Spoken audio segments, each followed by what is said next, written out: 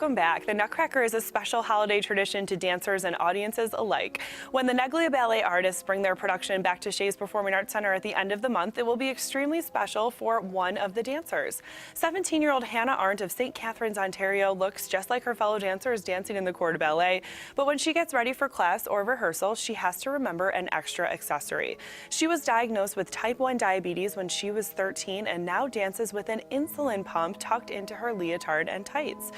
Instead of letting her diagnosis hinder her, she has used it as motivation to be a better dancer than ever. Hannah joins us in studio this morning along with Chris and Gunther. First of all, we're very glad that you could all make it here today. Good thing the one day that we booked a guest from St. Catharines, Ontario, and there was a snowstorm everywhere else except north of the city. So thank goodness. No issues getting over the bridge or anything? None whatsoever. But this is a normal routine for you guys. You drive down to Neglia Ballet, which is right here on Elmwood Avenue as well, about 6 days a week.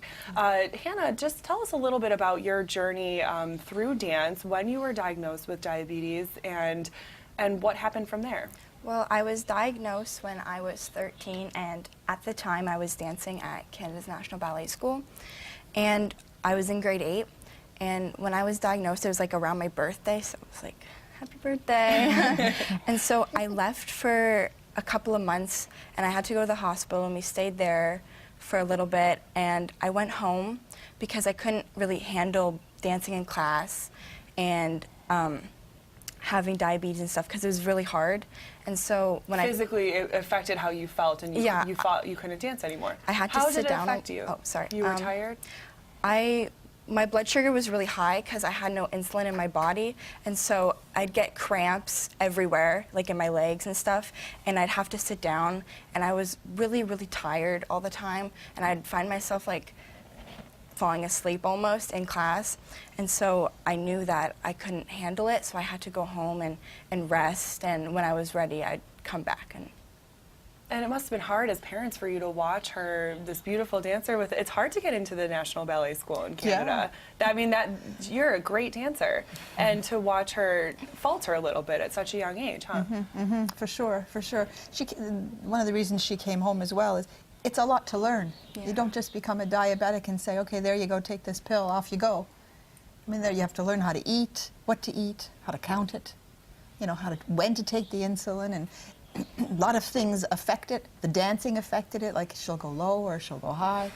So she had to come home and figure it all out. But 4 years later, since you were diagnosed, now you're happily dancing at Neglia 6 days a week. How is that going? How did you find your way to Neglia?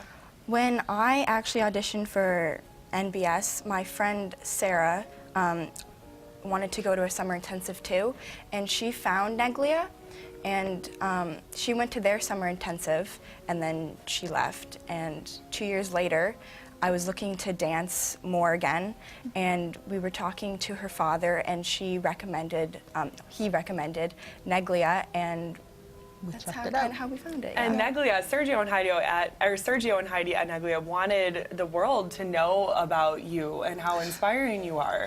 That you can dance with your insulin pump, and you can dance just as beautiful as anyone else. What is it like now that you're used to how diabetes makes you feel when you're in class or when you're on stage? What is a typical day like for you in the studio? Well, I usually like to get there 45 minutes early and like warm up, do Pilates and stuff. And before I do that, I have to check my blood sugar to make sure I'm not too high or not too low. If I'm too low, I usually just go and like drink a juice box for sugar, and then I go back to doing Pilates again, and then that takes me like 15 minutes, and then I do some stretching for another like half an hour, and then I check my blood sometimes again just to make sure like if I was low, I'm normal again. And then we do bar, and then after bar, I check my blood sugar again to make sure I'm not too low or not too high, because if I'm too high, I could get cramps in my legs, or again, if I'm low, I have to drink another juice box. And you know, November is actually National Diabetes Awareness Month. I guess as a family, to sum this up, what would you like people to know about people who have diabetes? Well, that you can be normal and do things like other kids do. And, you know, But that it's not easy. You know, even though she looks normal and acts and does everything like everybody else, you know, people get ready to go to school in the morning, and they get up and they eat their breakfast, and off they go. I mean, she has to go through a whole routine to make sure, like she said, she's not too high, not too low, and that she's eating the proper amounts of food.